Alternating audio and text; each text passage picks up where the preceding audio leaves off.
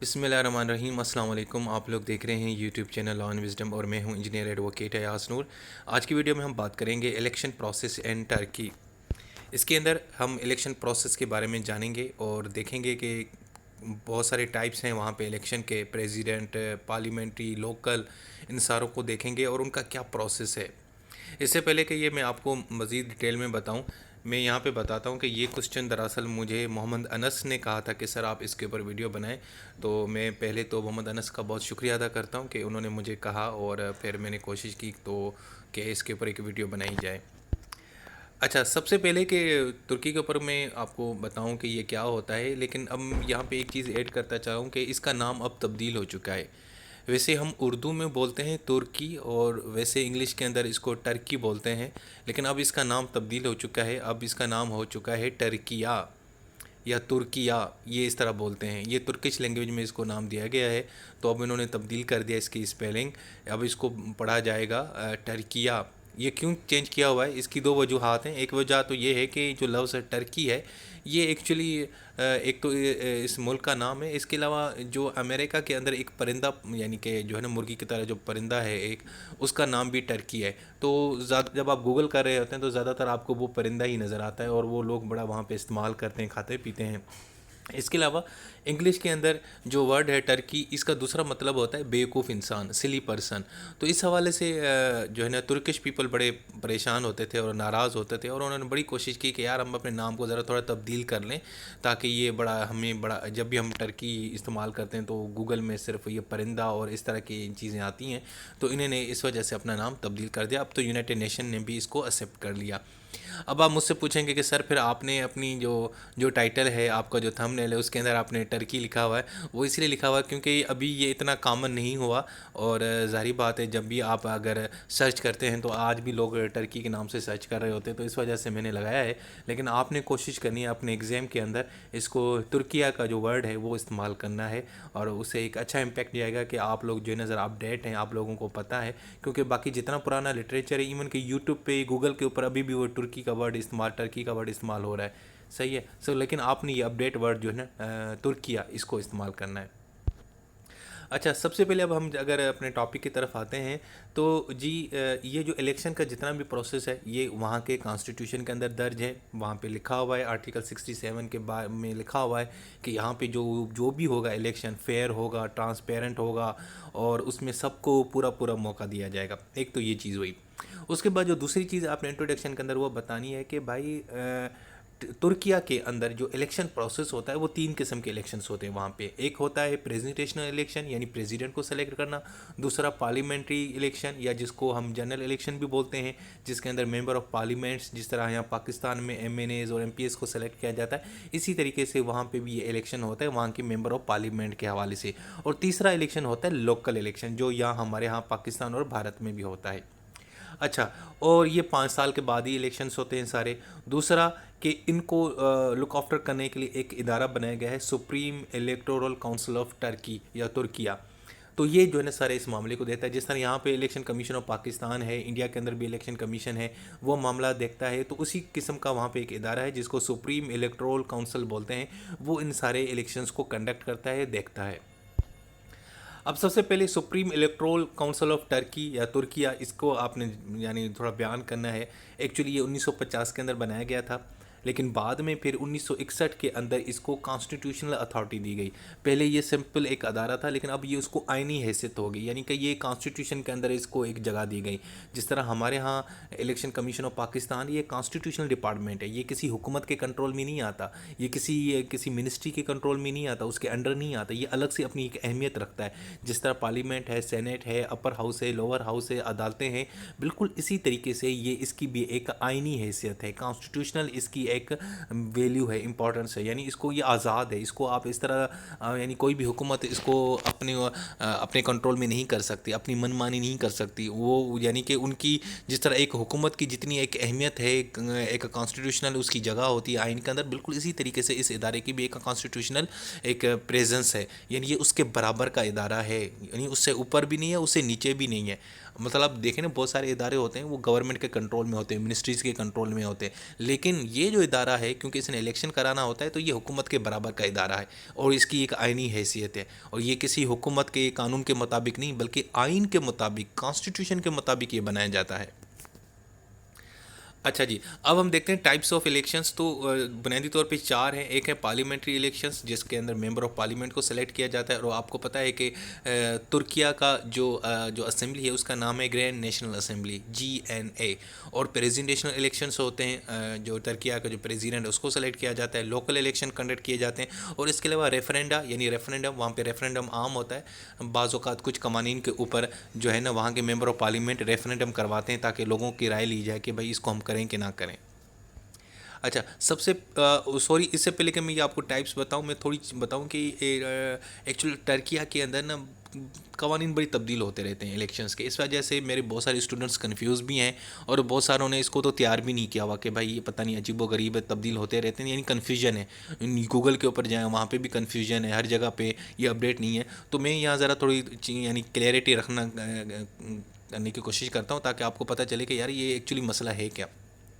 यार बुनियादी तौर पे दो कवानीन हैं या दो आइन जो है ना कानून थे जो तब्दील हुए हैं, और वो है 2007 का कॉन्स्टिट्यूशनल रेफरेंडम हुआ था, एक एक ये कानून बना था, और दूसरा था 2017 का। अब इन दोनों में हुआ क्या?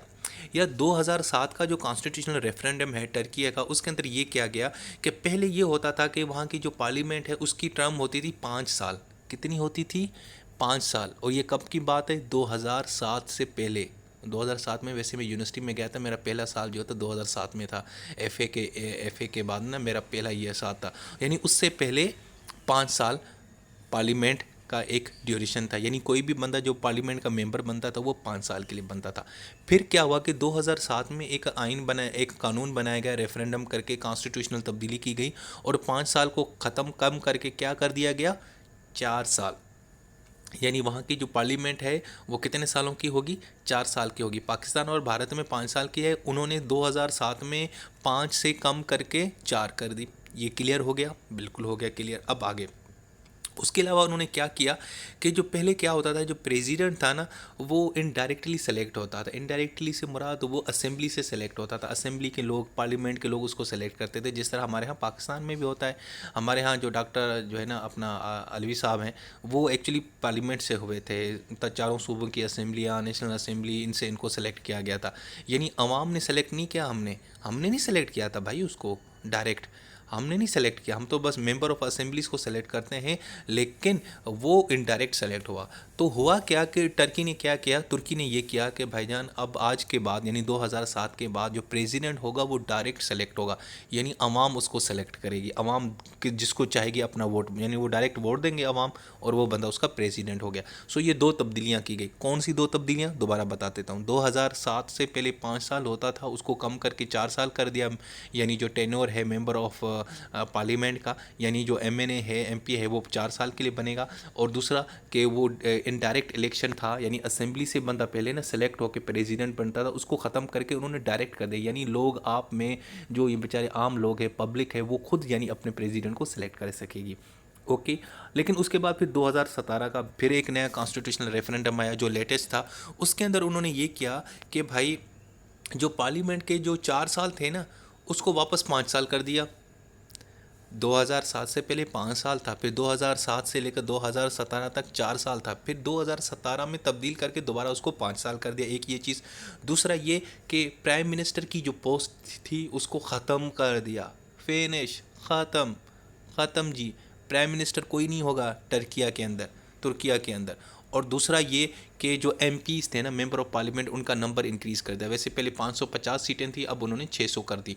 तो हुआ ये कि 2017 में जो टेन्योर था वो 4 साल जो किया था उसको वापस 5 साल कर दिया, और प्राइम मिनिस्टर की पोस्ट को ख़त्म कर दिया। वहाँ पे आज के बाद कोई प्राइम मिनिस्टर नहीं होगा, और जो मेंबर ऑफ पार्लियामेंट है उनका नंबर उन्होंने बढ़ा दिया। ओके हो गया, क्लियर हो गया। तो ये दो चीज़ें आपने ज़रूर इनको समझना है, जो अगर ये आप लोग समझ गए ना ये 2 पॉइंट्स, तो झिंगा लाला, फिर आगे कोई मसला नहीं है। अच्छा, अब आते हैं पार्लियामेंट्री इलेक्शन इन टर्की। अच्छा जी, तुर्किया, अब मैं बार बार टर्की बोल रहा हूँ, कभी तुर्की बोल रहा हूँ, कभी तुर्किया बोल रहा हूँ, बस क्या करूँ यार, इतने नाम हैं इसके। हमारी ज़बान के अंदर इसको तुर्की बोलते हैं, वैसे इंग्लिश में टर्की बोलते हैं। अब इसका नया नाम तुर्किया हो गया। अब हम कहाँ जाए यार, चलें जो भी है। खैर, सबसे पहले तो भाई जो पार्लियामेंट्री इलेक्शंस का मतलब ये होता है कि पार्लियामेंट का इलेक्शन, जो एक पार्लियामेंट होती है, तुर्किया के अंदर एक ही पार्लियामेंट है, यूनिकैमरल है, यानी एक ही हाउस है। जिस तरह पाकिस्तान में तो बाइकैमरल है, दो हाउसेज हैं, एक अपर हाउस है, एक लोअर हाउस। अपर हाउस हम सेनेट बोलते हैं, लोअर हाउस को नेशनल असेंबली बोलते हैं।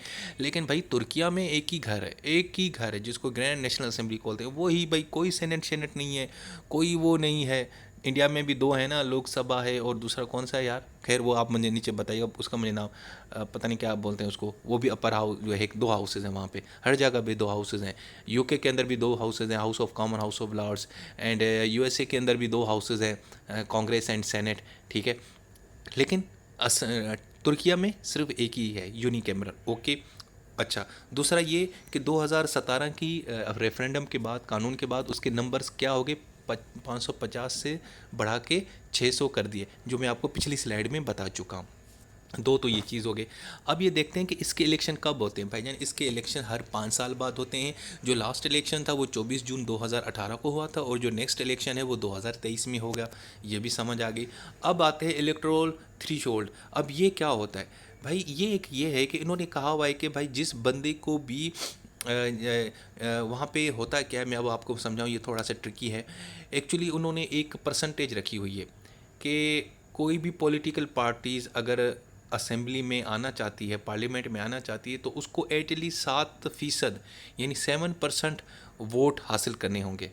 अब ये कैसे, मिसाल के तौर पे इलेक्शन हो गया, अब सोचें समझें, मुझे फॉलो करें मैं क्या कह रहा हूँ।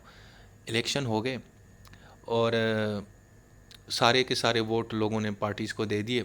अब हम देखेंगे भाई किस पार्टी को कितने वोट मिले, वोट से मुराद कितना उनको वोट पड़ा।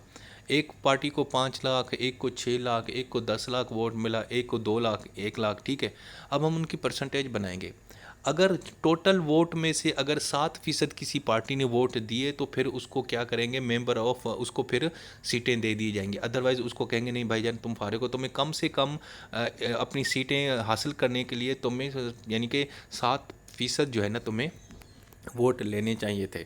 पहले ये 10% था, लेकिन 2017 में इसको कम करके इन्होंने 7% कर दिया। अब आप सोच रहे होंगे कि यार ये क्या तरीका है कि पहले वोट हासिल करो फिर पार्लियामेंट में जाओ, ये चीज़ समझ नहीं आई ना आपको। बताता हूँ, आगे इस स्लाइड में बताता हूँ। हाँ, इसको बोलते हैं, इसका दूसरा नाम है पार्टी लिस्ट प्रोपोर्शनल रिप्रेजेंटेशन। अब ये होता क्या है यार, देखो दो तरीके से एक तरीका होता है। एक तो ये होता है, हमारे यहाँ पहले क्या होता है कि इलेक्शन होता है, ठीक है। जो बंदा मिसाल 342 सीट्स हैं, जो जितनी ज़्यादा सीटें मिलेगा वही पार्टी उसकी बंदे आएंगे, और जो जीते, जहाँ से सीट जीतेगा वो मेंबर ऑफ पार्लियामेंट बन जाएगा। ऐसे ही होता है। यहाँ पे क्या होता है कि यहाँ पे एक्चुअली पहले लोग इलेक्शन करवाते हैं, अपने बंदे खड़े करते हैं, और जिस पार्टी को जितना वोट मिलता है उसके बाद फिर उनको जो है ना सीटें डिस्ट्रीब्यूट कर दी जाती हैं। मिसाल के तौर पे वहाँ पे एक पार्टी है, जस्टिस पार्टी, उसने अपने बंदे खड़े किए, लोगों ने उनको वोट दिया, लेकिन वो लोग अब पार्टी असेंबली में नहीं जाएंगे। वो कौन जाए, वो बाद में कैसे जाएंगे। एक्चुअली क्या होगा, जितना उन्होंने वोट लिया ना उसका परसेंटेज बनाएंगे। उसके बाद वहाँ का जो इलेक्शन कमीशन है वो क्या करेगा कि भाई इन्होंने 40%, मिसाल है एक पार्टी 50% वोट लेती है, तो फिर 50 सीटें जो है ना, या 50% जो भी वोटिंग, 600 की 50 कितनी होंगी, 300 सीटें उसको दे देंगे कि भाई ये 300 सीटें तुम्हारी हैं। अब ये पार्टी की मर्ज़ी में होता है कि वो जो सीटें हैं वो अपने किस किस बंदे को देती है। अब ये ज़रूरी नहीं था जिसने इलेक्शन लड़ा नहीं लड़ा, ये नहीं होता। पहले ओवरऑल आपको वोट पड़ता है, और उसके बाद वो वोट लेके आप अपने बंदों में डिवाइड कर देते हो। आपकी मर्ज़ी होती है कि अच्छा जी अभी 300 सीटें हमारी मिल गई हमें, क्योंकि हमें जितना वोट पड़ा उस हिसाब से हमें 300 मिल गई हैं। तो फिर पार्टी क्या करती है कि बंदे सेलेक्ट करती है अपने में से जिसको मर्ज़ी चाहे। यानी ये ऐसे है कि पहले आपने वोट लिए, वोट देने के बाद फिर जिस उसका जो परसेंटेज बना उस हिसाब से फिर आपको अगर जितनी सीटें आपके हिस्से में आई, जो आपका फार्मूला बनता है, उस हिसाब से वो नंबर्स लेके आप अपने पार्टी में से किसी को भी वो उसको मेंबर बना सकते हैं। ये बात आप समझ रहे हो। अब इसमें ये होता है कि ये नहीं होता कि जो बंदा इलेक्शन में कंटेस्ट कर रहा था वो जीता। यहाँ पे तो ये होती है ना, पार्टी पहले टिकट देती है पाकिस्तान और भारत में, वो इलेक्शन में खड़ा होता है, अगर वो जीत गया तो वो मेंबर बन गया, नहीं जीता तो हार गया। यहाँ पे ऐसे नहीं होता, पहले वोट पड़ते हैं पार्टी को, उसका परसेंटेज बनाया जाता है, अगर उसके हिस्से में जितनी हिस्से आती हैं उसके एक लिस्ट बना के देते हैं खाली करके, भाईजान ये तुम्हारे हिस्से में 40 सीटें आई हैं, चलो जी अभी यहाँ पे ना 40 सीटों पे अपने बंदे हमें बता दोगे कौन तुम्हारा मेंबर होगा। तो पार्टी क्या करेगी, वो 40 जो सीटें होंगी ना उसके आगे अपने नाम रखेगी, भाई हमारा ये भी बंदा होगा, ये भी बंदा होगा, ये भी बंदा होगा, तो वो लिख के बताएगी और वो लोग जाके उसके पार्लियामेंट के अंदर उसका पार्टी का मेंबर बन के बैठ जाएंगे। ओके हो गया, ये बात समझने की है। अच्छा, इसके अलावा जी वहाँ पे इलेक्टोरल डिस्ट्रिक्ट्स हैं जो है ना तुर्किया के अंदर, वैसे तो हैं 81 यानी कि वहाँ पे जो है ना प्रोविंसेस हैं, लेकिन 81 प्रोविंसेस को उसमें से 77 तो एक एक डिस्ट्रिक्ट के बराबर है, लेकिन कुछ जो है ना वहाँ पे प्रोविंसेस उनको उन्होंने 2-3 डिस्ट्रिक्ट्स के अंदर डिवाइड किया है। तो इस हवाले से वहाँ पे जो इलेक्टोरल डिस्ट्रिक्ट्स हैं, ये वर्ड याद रखिएगा, इलेक्टोरल डिस्ट्रिक्ट्स जहाँ पे इलेक्शन होगा वो हैं 87। वैसे तो 81 उसके सूबे हैं, हर एक सूबे का एक एक डिस्ट्रिक्ट होता है, लेकिन कुछ सूबे हैं ना वो बड़े हैं पॉपुलेशन में, तो उनको उन्होंने 3-4 जो है ना डिस्ट्रिक्ट्स के अंदर डिवाइड किया है। अच्छा, इसके अलावा जी इलेक्टोरल अलायंस लॉ है, ये एक कानून बनाया गया 2018 में कि पार्टीज़ जो है ना अपना अलायंस बना के यानी कि इलेक्शन लड़ सकती हैं। मतलब 3 पार्टीज़ अपना एक अलायंस बनाएंगी और उन 3 पार्टीज़ को अगर 7% से ऊपर वोट मिल जाएंगे तो वो उनको यानी कि सीटें मिल जाएंगी, उनका जितना उन्होंने वोट लिया होगा 10% लिया होगा, 15 लिया होगा, यानी आप मिल के भी इलेक्शन लड़ सकती हैं वहाँ पे। इस वजह से छोटी छोटी जो पार्टीज़ हैं ना वो आपस में अलायंस करती हैं, क्योंकि उनको पता होता है कि यार हम 7% वोट हासिल नहीं कर सकते, तो वो आपस में मिल के ही ना एक अलायंस बना के इलेक्शन कंडक्ट करती हैं। अच्छा, ये था सिंपल भाई पार्लियामेंट्री इलेक्शन, मैंने आपको बताया। अब हम देखते हैं प्रेसिडेंशियल इलेक्शन। भाई प्रेसिडेंशियल इलेक्शन पहले तो ये था कि 2017 के बाद, क्योंकि अब ये सेमी प्रेसिडेंशियल सिस्टम हो गया है, प्राइम मिनिस्टर की पोस्ट ख़त्म कर गया, अब वहाँ पे जनाब प्रेसिडेंट साहब उर्दुगान साहब वही आले नाल हैं, वही मालिक हैं, अच्छा करें बुरा करें जो भी करें वही हैं भाई, हीरो भी वही हैं तो विलन भी वही हैं।